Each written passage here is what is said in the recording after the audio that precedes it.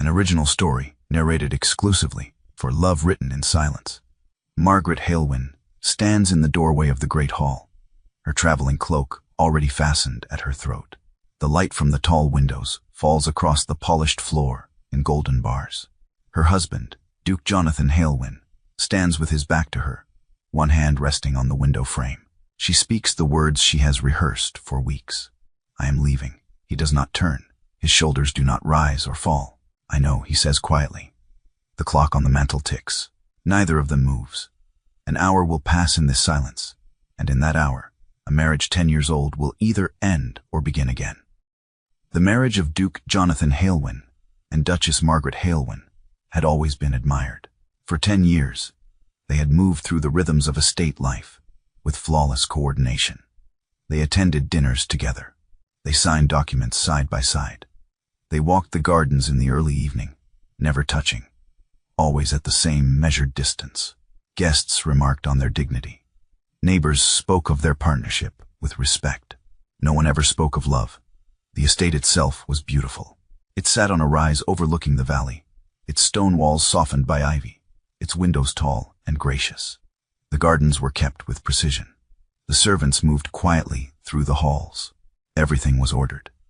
Everything was correct. And yet there was a peculiar emptiness that haunted the place, a silence that was not peaceful but heavy, like the air before a storm. Margaret had come to understand this emptiness slowly. At first, she had thought it was simply the nature of marriage among people of their station. She had been raised to expect duty, not passion. She had been taught that affection was a pleasant addition, not a necessity. And so she had accepted the terms of her life without complaint. She managed the household. She attended to correspondence. She sat across from Jonathan at breakfast and dinner, and they spoke of practical matters with calm civility. But over time, something had shifted. She could not name the moment it began. Perhaps it was the evening she had fallen ill, and Jonathan had sent the physician, but had not come to her room himself. Perhaps it was the morning she had received news of her mother's death, and he had offered condolences, as one might to an acquaintance, then returned to his study. Or perhaps it was simply the accumulation of years, the slow realization that she had spent a decade living beside a man who knew her habits, but not her heart. She had tried, in small ways, to breach the distance between them. She had asked his opinion on matters that did not require it. She had lingered in the library when he was reading, hoping he might look up and speak to her of something other than estate business. She had even once reached for his hand as they walked, and he had allowed it, but his fingers had remained still in hers, neither gripping nor releasing, and after a few steps she had let go. Respectability without intimacy, she had come to understand, was a kind of burial. She was alive, but only in the most technical sense. She breathed, she moved, she performed her role, but she did not feel seen. She did not feel known.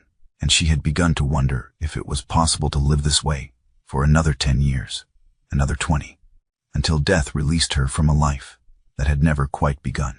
The question that haunted her most was this: could love exist where it had never been named?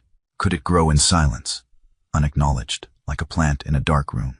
Or did love require light, require words, require the vulnerability of being asked for and given freely? She did not know. But she knew she could not continue as she was. Jonathan, for his part, had always believed he was doing everything correctly. He had married Margaret because it was a good match. Her family was respectable, her dowry sufficient, her temperament calm. He had expected nothing more than competence and companionship, and she had provided both. He had never raised his voice to her. He had never been unkind.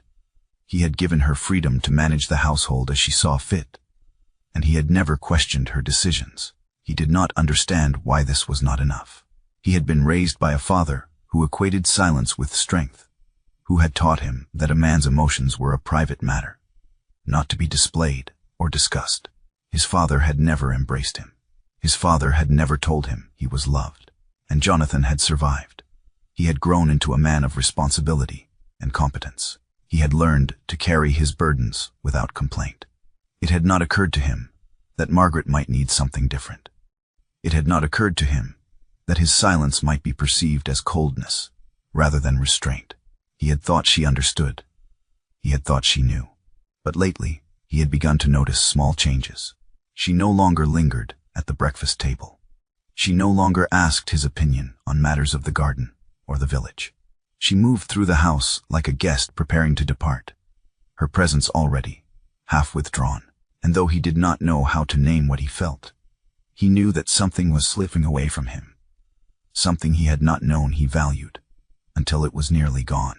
He told himself it did not matter. He told himself that marriage was not meant to be a source of happiness, only stability.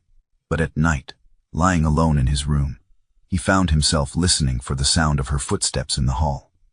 And when they did not come, he felt an ache he could not explain.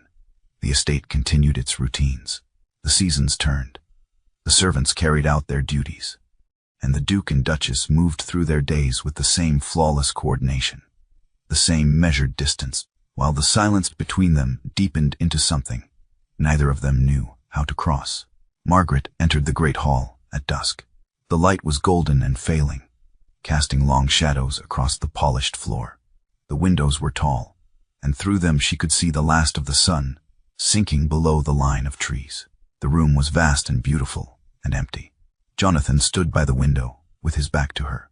He was still dressed in his day clothes, his posture erect, his hands clasped behind him. He did not turn when she entered.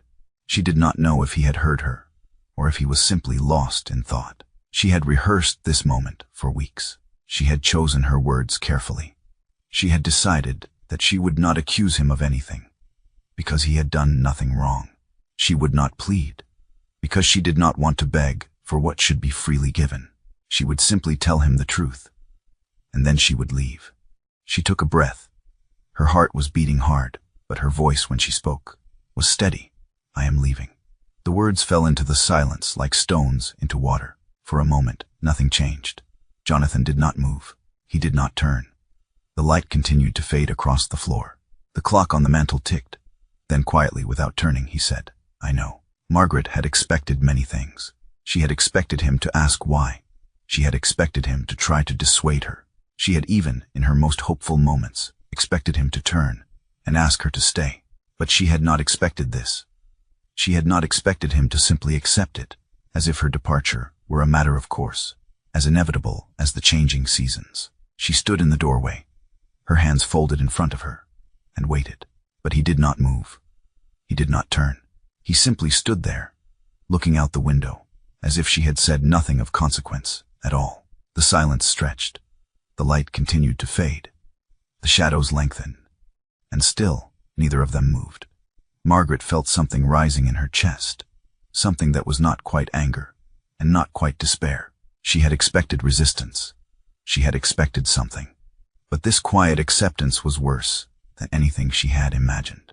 It confirmed what she had feared most, that her presence or absence made no difference to him at all. She wanted to speak again, to demand some response, some acknowledgement that this moment mattered.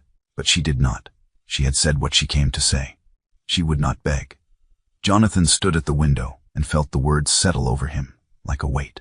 He had known this was coming. He had seen it in the way she moved through the house, in the way she no longer met his eyes at dinner, in the way she had stopped asking him questions that required more than a single word in response. He had known, and he had done nothing because he had not known what to do. He wanted to turn. He wanted to ask her to stay, but the words would not come. They were trapped somewhere inside him, behind years of training, behind the voice of his father, telling him that a man does not plead, that a man does not reveal weakness, that a man endures. And so he stood there, silent, while the woman he had lived beside for 10 years prepared to walk out of his life. The clock ticked. The light faded. The room grew dim. Margaret thought about leaving. She thought about turning and walking out, about going upstairs and finishing her packing, about ordering the carriage and departing before nightfall. But something held her in place. Perhaps it was the stubborn hope that he would turn. Perhaps it was the fear that if she left now, she would never know if there had been something worth staying for. Jonathan thought about turning. He thought about crossing the room and standing in front of her and telling her that he did not want her to go. But he did not know how to say it. He did not know how to put into words what he barely understood himself, and so he remained where he was, frozen by pride and fear in equal measure. The hour passed slowly. The light died completely. The room was filled with shadows. The clock struck the hour, and still neither of them moved. In that silence, Margaret began to understand something. His stillness was not indifference. It was paralysis. He was not unmoved by her words. He was trapped by them, unable to respond, unable to reach across the distance that had grown between them. And she realized with a clarity that was almost painful that she had been waiting for him to do what she herself had not done, to speak the truth, to name the need, to risk the vulnerability of being refused. She had told him she was leaving, but she had not told him why. She had not told him what she wanted. She had not given him anything to respond to accept her absence. And he, for his part, had said nothing because he did not know what she wanted to hear. He had said I know because it was the only truth he could offer. He did know. He had seen it coming, but he did not know how to stop it. The silence between them was not empty. It was full of everything they had never said, everything they had never asked, everything they had never risked. And in that silence, something began to shift. Margaret did not leave. Jonathan did not turn. But the hour that would not pass had become something else. It had become a threshold, a space where both of them stood, waiting to see if either would have the courage to cross it. The marriage had begun 10 years earlier, in the drawing room of Margaret's family home. She had been 23, the second daughter of a minor baronet. Jonathan had been 28, newly titled after his father's death, and in need of a wife to manage his household and secure his line. The arrangement had been made by their families. Margaret's father had been pleased with the match. Jonathan's solicitor had been satisfied with the terms. The couple themselves had met 3 times before the wedding, always in the presence of others, and had found each other acceptable. Margaret had not expected love. She had been raised to understand that marriage, among people of her station, was a matter of alliance, not affection. She had watched her parents live side by side for 30 years with polite indifference, and she had assumed her own marriage would follow the same pattern. She had hoped for kindness, for respect, for a partnership that would allow her some measure of autonomy. And in those early meetings, Jonathan had seemed capable of providing all 3. He was not unkind. He was not cruel. He was simply reserved. He spoke little, but what he said was measured and reasonable. He did not smile often, but when he did, it softened his face in a way that made him almost handsome. She had thought in those first meetings that perhaps there was something beneath the reserve, something that might, over time, be coaxed into the open. The wedding had been small and dignified. Margaret had worn her mother's lace. Jonathan had stood beside her with perfect composure. They had spoken their vows clearly. They had signed the register. And then they had returned to the estate, and the life they would share had begun. At first, there had been a kind of hope. Margaret had thrown herself into the management of the household, learning the names of the servants, familiarizing herself with the rhythms of the estate, making small changes that improved efficiency without disrupting tradition. Jonathan had seemed pleased with her efforts. He had complimented her on the quality of the dinners, the organization of the linen cupboards, the way she had resolved a dispute between 2 of the housemaids. She had thought in those early months that mutual respect might grow into something deeper. She had thought that if she proved herself competent, if she made herself indispensable, he might begin to see her as more than a capable manager. She had thought that time would soften the distance between them. But time had done the opposite. The more competent she became, the less he seemed to need her. He trusted her to manage the household, and so he withdrew from it entirely. He spent his days in his study or riding the estate, attending to business that did not require her input. They met at meals, and they spoke of practical matters, and then they parted again, each to their separate routines. There were no arguments. There were no raised voices. There was simply an absence, a space where intimacy might have grown, but did not. Margaret had tried, in small ways, to change the pattern. She had suggested they take walks together, and he had agreed, but he had walked in silence, his hands behind his back, his eyes on the horizon. She had asked him about his childhood, and he had answered in brief, factual sentences, offering no stories, no emotion, no invitation to know him more deeply. She had even once, in a moment of courage, told him that she was lonely, and he had looked at her with something that might have been surprise or confusion. And then he had said, "You have the household. You have the village. You are not alone." And she had realized, in that moment, that he did not understand. He did not understand that a person could be surrounded by people and still be lonely. He did not understand that what she wanted was not company, but connection. Jonathan, for his part, had thought the marriage was going well. Margaret was efficient. She was gracious. She never complained. She managed the household with skill, and she represented him well in social settings. He had no complaints. He had thought she had none either. He had been raised by a father who believed that emotions were a sign of weakness, that a man's duty was to provide and protect, and that anything beyond that was unnecessary. His father had never asked him how he felt. His father had never told him he was proud. His father had simply expected competence, and Jonathan had learned to provide it. He had assumed Margaret understood this. He had assumed she knew that his silence was not coldness, but simply the way he had been taught to be. He had thought that by giving her freedom, by trusting her with the household, by never interfering or criticizing, he was showing her respect. It had not occurred to him that she might interpret his silence as indifference. It had not occurred to him that she might need something he did not know how to give. And so the years had passed. The estate had prospered. The household had run smoothly. And the distance between them had grown, inch by inch, until it had become a chasm neither of them knew how to cross. This was not a story of cruelty. It was not a story of betrayal or malice. It was simply the story of two people who had mistaken restraint for virtue, who had confused silence with strength, and who had built a marriage on brick and mortar when what they needed was blood and breath. Margaret began her preparations quietly. She did not pack in haste or drama. She folded her dresses with care, placing them in the traveling trunk, one by one. She sorted through her letters, keeping some and burning others. She wrote to her sister, explaining that she would be coming to stay for a time, and that she would explain more when she arrived. She did not tell the servants she was leaving. She did not want the gossip to spread before she was gone. But they knew. They saw the trunk in her room. They saw the way she moved through the house, touching things as if she were saying goodbye. They did not ask questions, but their eyes followed her with a kind of sad understanding. Jonathan continued his routines with meticulous precision. He rose at the same hour. He took his breakfast in the dining room, though Margaret no longer joined him. He spent his mornings in his study, attending to correspondence and estate business. He rode out in the afternoons, inspecting the fields and speaking with the tenants.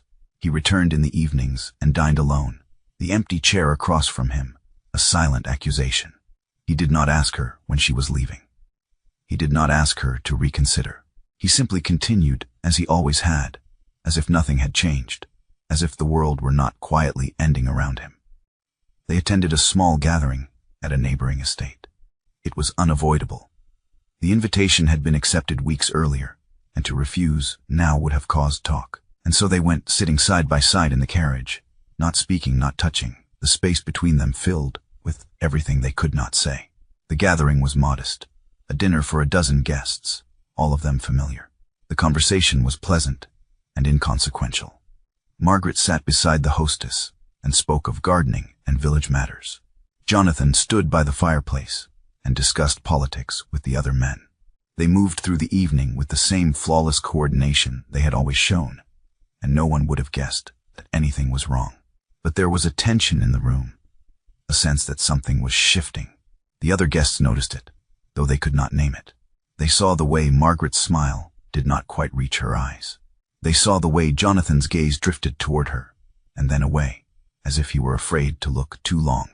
Over tea, after dinner, one of the guests, a woman known for her sharp tongue and her enjoyment of other people's discomfort, made a comment. She was emboldened by wine, or perhaps by malice, or perhaps simply by the desire to see what would happen if she poked at the wound. "I hear the Duchess has plans to travel," she said, her voice light and pleasant.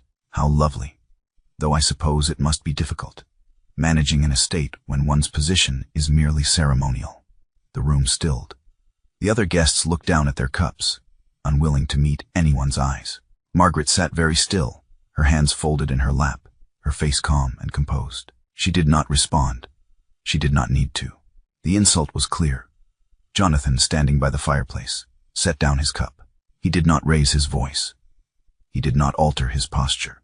But when he spoke, his words were cold and precise, and they cut through the room like a blade. "There is nothing uncertain about my Duchess," he said. "Her position is not ceremonial. It is essential. And if there is any question of that, it is only because I have failed to make it clear." He set down his cup and walked out. The room remained silent. The guests stared at their hands. The hostess murmured something about the lateness of the hour. Margaret remained seated. Her heart was beating hard. She did not look at the woman who had spoken. She did not look at anyone. She simply sat there, her hands folded, her face calm, while something inside her shifted and broke, and began to reform. She had waited 10 years to hear him defend her. She had waited 10 years to hear him say that she mattered. And now, in front of a room full of people, he had done it. Not because she had asked, not because she had demanded it, but because someone else had questioned her worth, and he had not been able to remain silent. She realized, in that moment, that his silence had never been indifference. It had been fear. Fear of saying the wrong thing. Fear of revealing too much. Fear of needing her and being refused. And she realized, too, that she had been waiting for him to speak first, when perhaps what he had needed was, for her, to give him permission. She rose from her seat. She thanked the hostess. She walked out of the room with her head high, and when she reached the carriage, Jonathan was already there, standing beside it, waiting. He did not speak. She did not speak. But when he handed her into the carriage, his hand lingered on hers for just a moment, and she did not pull away. They rode home in silence. But it was not the same silence as before. It was not empty.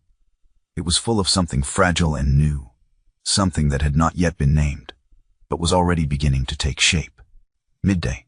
The light was bright and unforgiving, flooding the great hall through the tall windows. There were no shadows to hide in, no romantic dusk to soften the edges of what was about to happen. This was daylight, clear and honest, and it demanded the same from those who stood in it. Margaret descended the central staircase with her traveling cloak, already fastened at her throat. She had finished her packing. She had written her letters. She had made her decision. She was not fleeing. She was leaving with dignity, with clarity, with the knowledge that she had tried, and that it had not been enough. Jonathan waited at the midpoint of the stairs. He did not block her path. He did not reach for her. He simply stood there, his hands at his sides, his face pale, his eyes fixed on hers. She stopped a few steps above him. They were nearly at eye level. The light from the windows fell across both of them, bright and merciless. For a long moment, neither of them spoke. The house was silent. The servants had withdrawn. There was no one to witness this, but the two of them. Then Jonathan spoke. His voice was low and steady, but there was something in it that she had never heard before. It was not pleading. It was not desperation. It was simply truth. "If you go," he said, "I will not forbid you. I will not stop you. You are free to leave, and I will not stand in your way." Margaret waited. She had heard this much already. She had expected it, but he was not finished. "But I will not pretend I am untouched," he said. "I will not pretend that your absence will not matter.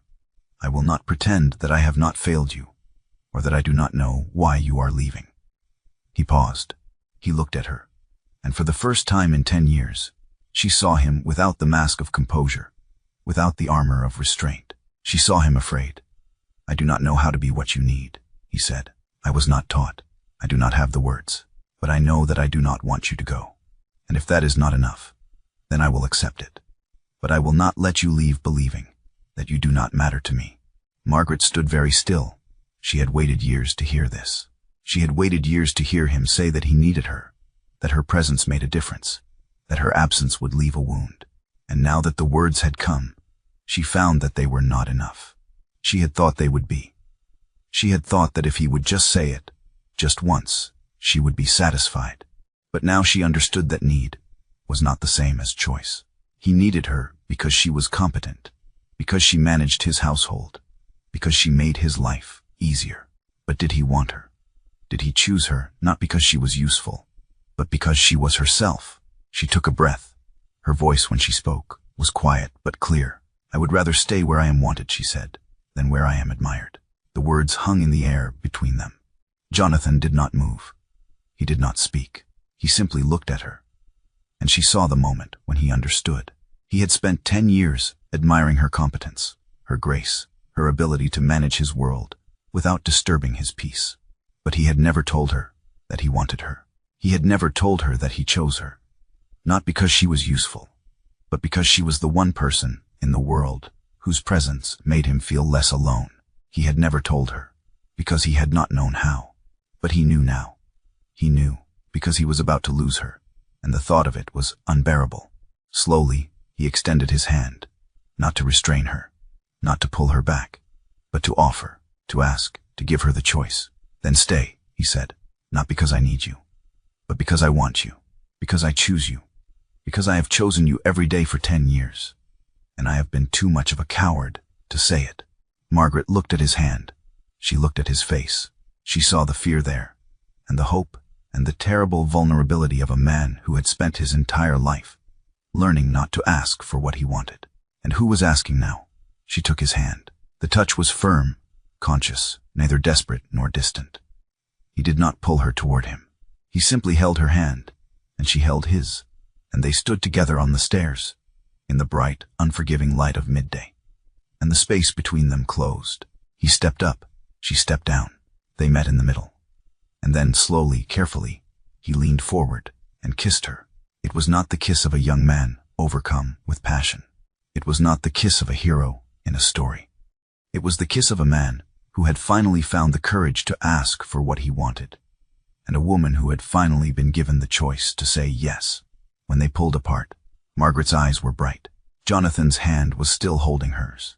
The light from the windows fell across them both, and for the first time in 10 years, they were not alone. This was not the beginning of love. It was love's second birth.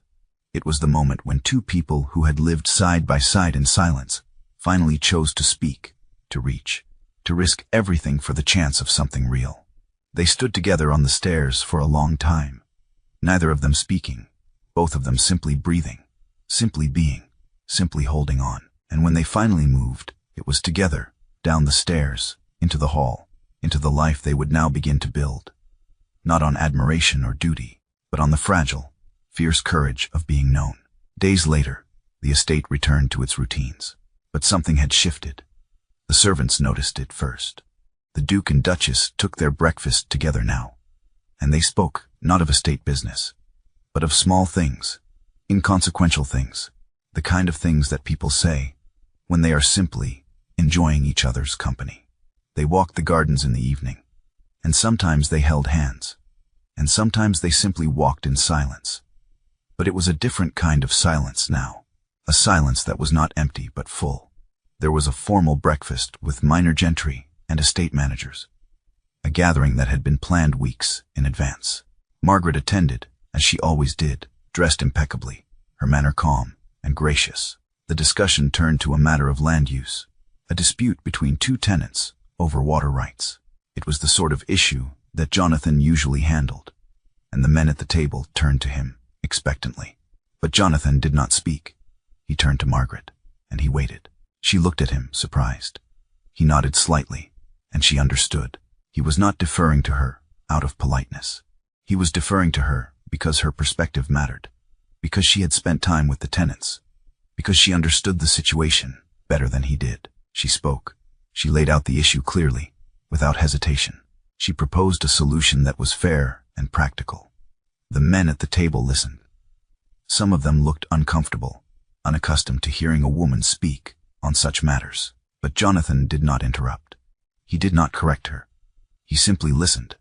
And when she was finished, he said, "My wife's perspective is the one that matters here. We will proceed as she suggests." It was a small moment, but everyone in the room understood its weight. The Duke was not simply allowing his wife to speak. He was publicly acknowledging that her judgment was equal to his, that her voice carried authority, that she was not merely the manager of his household, but his partner in truth. Margaret did not smile victoriously. She did not gloat. She simply inclined her head and continued with the discussion. But inside, something settled. Something that had been restless, uncertain for 10 years, finally found its place. Later, alone in the library, they sat across from one another, reading. The fire crackled softly in the hearth. The light was warm and golden.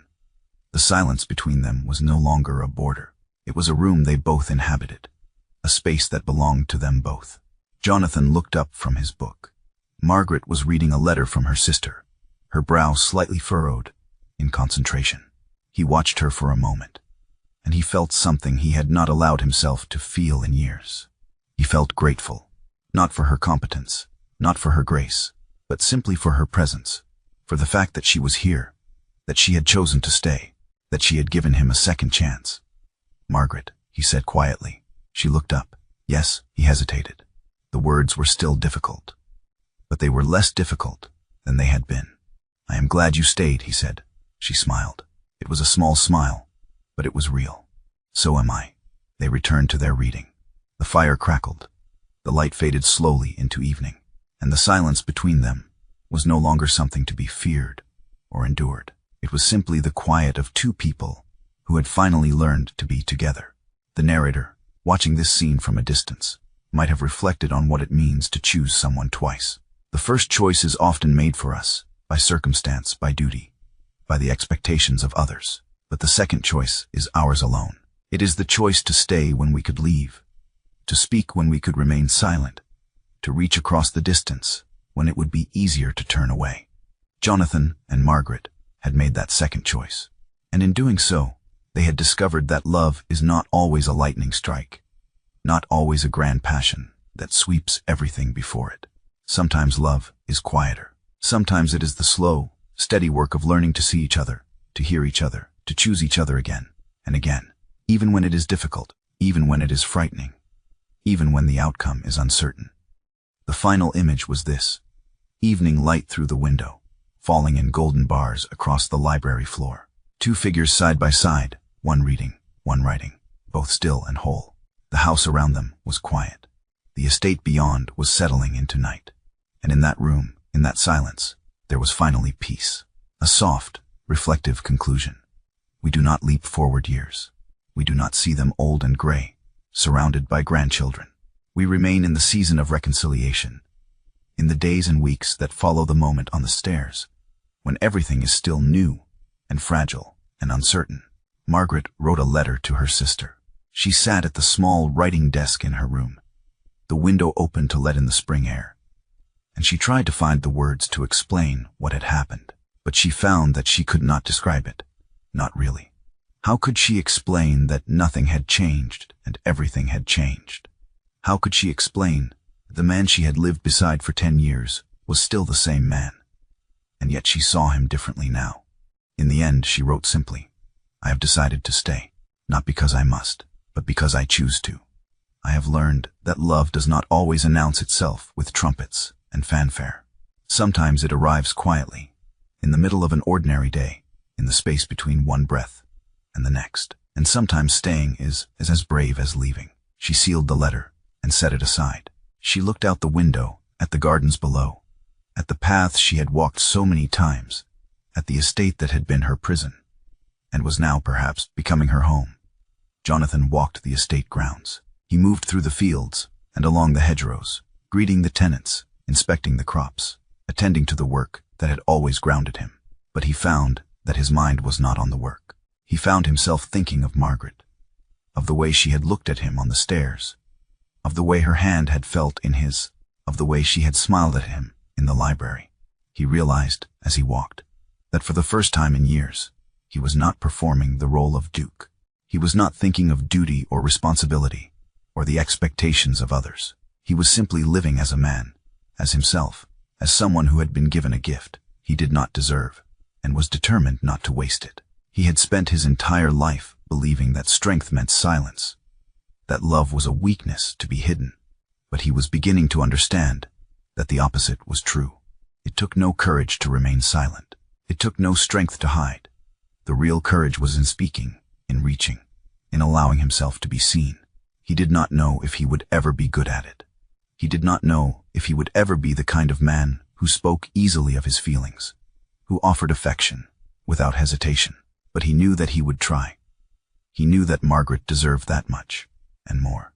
The narrator, observing these two figures from a distance, might have offered a meditation on mature love. It is not the love of first glances or fairy tales. It is not the love that conquers all obstacles with ease. It is the love that asks, will you stay even when I am afraid? Will I stay even when you are silent?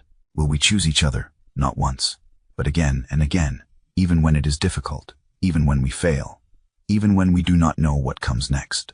And it is the love that answers, yes, this is the love that lasts, not because it is easy, but because it is chosen, not because it is perfect, but because it is real, not because it solves everything, but because it creates a space where two people can be themselves, fully and without fear. Jonathan and Margaret did not know what the future held. They did not know if they would always find the words, if they would always reach across the distance, if they would always choose each other with the same clarity they felt now. But they knew that they would try, and that, in the end, was enough. The final line came quietly, like the closing of a door or the last note of a song. It was not dramatic. It was not grand. It was simply true. Love is not once. It is again and again. It is the choice we make each day to stay, to speak, to reach, to begin again. And in that choice, there is grace.